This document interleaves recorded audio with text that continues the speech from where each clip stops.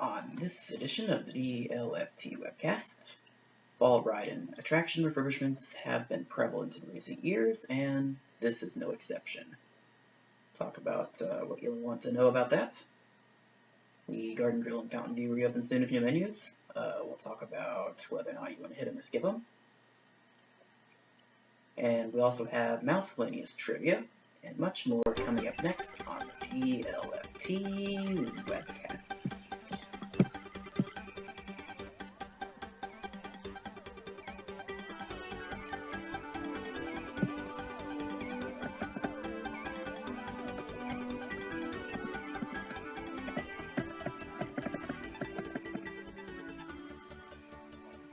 First off, welcome to the DLFT Webcast. My name is Adam Blackhall, and I am the Disney World lover from Texas. That would be DLFT, in case you were wondering. So this podcast is designed to present news, opinions, and all sorts of stuff from the most magical place on Earth. That's my favorite place on Earth, and the most magical, the Walt Disney World Resort in Florida. While there are many great podcasts out there, the Diz has their podcast, Inside the Magic has theirs.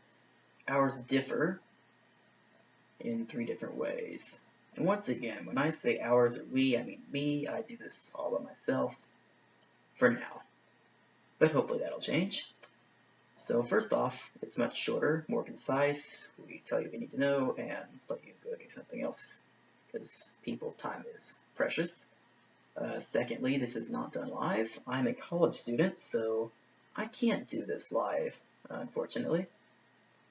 And third and most importantly, this is a Walt Disney World podcast, meaning that everything that we're going to talk about has to do with Walt Disney World.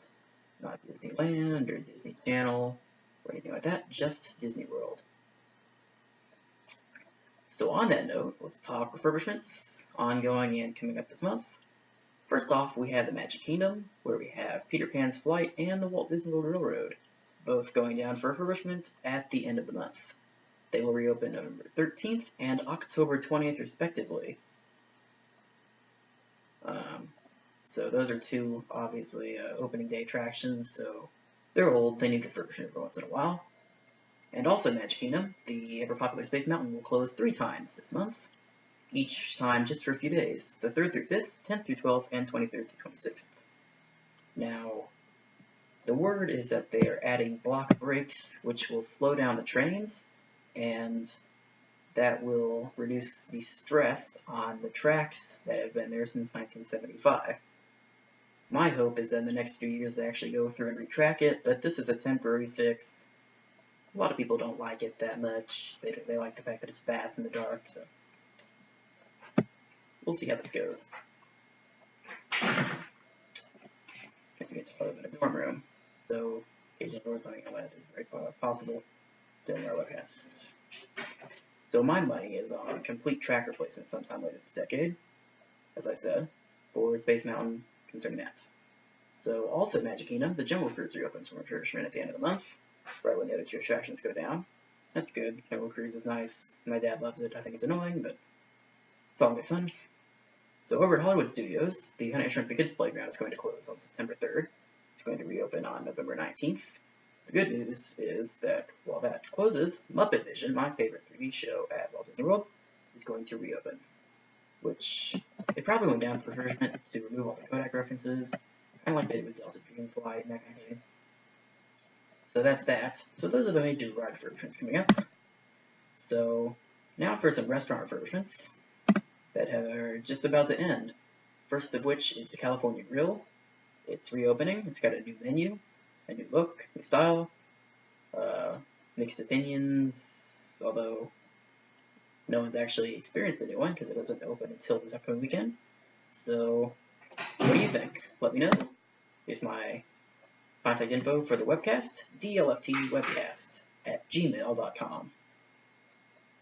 The Fountainview Café at Epcot is going to reopen as a Starbucks this week, and while opinions of turning the Main Street Bakery into a Starbucks were kind of split, most like the change here at Fountainview, and I love it because, to me, Starbucks has good coffee. Disney's had trouble having good coffee in their parks for a while, so I like it. So finally, and this is important for anyone that is staying at the All-Star Resorts in the next few months, word of warning, the End Zone food court, that's the food court at the sports side of the All-Stars, is closed through mid-December. So 3 resorts are now sharing 2 food courts. So I can't wait to see what Thanksgiving is like. I have a feeling that could be a potential nightmare.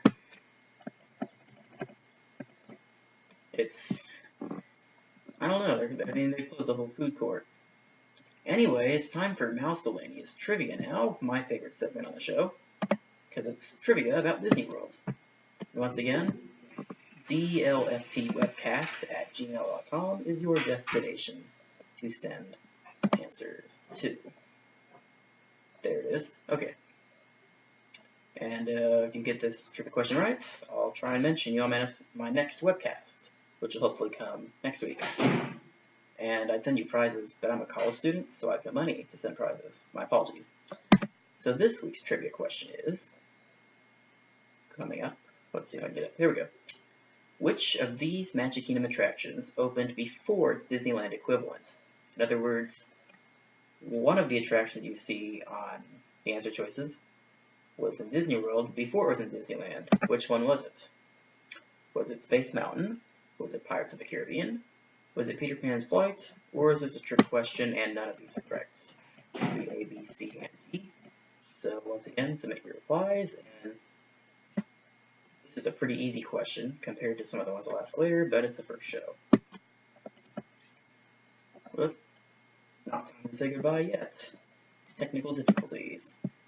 So before I sign off, there's been rumors about the Imagination Pavilion at Epcot closing at the start of the year, at the start of next year, and what exactly will happen to it.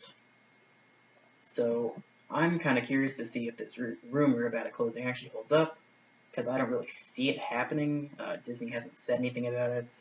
I've been wrong before, but I'm not sure it's going to happen this year. The Pavillion needs some love. The ride is outdated. And I love Captain EO, but a lot of people cannot stand that attraction. It's even more outdated than the ride. So once again, I'll flash my contact information, DLFTwebcast at gmail.com. Let me know what you think. I'd like to see Muppet Vision moved to Imagination Pavilion, since Muppet Vision is going to get probably taken out in the next few years for Hollywood Studios expansions. Probably not going to happen, but it's kind of fun to imagine. I think it would actually be a very good fit. Muppets are really imaginative. And it would keep a classic attraction that's loved by pretty much everyone on property. So that's pretty much it for today. This, of course, is show number 1. Kind of doing it as a test. Make some changes for the next webcast. Probably in terms of equipment, structure, all sorts of stuff, but for a first show, I'm pretty happy about this, so that's all I have for today. So from the great state of Texas, the second largest state in the United States, and the most patriotic, if I say so myself, this has been the DLFT Webcast, show number 1. I'll see you guys next week, hopefully, when I hopefully get show number 2 on the air.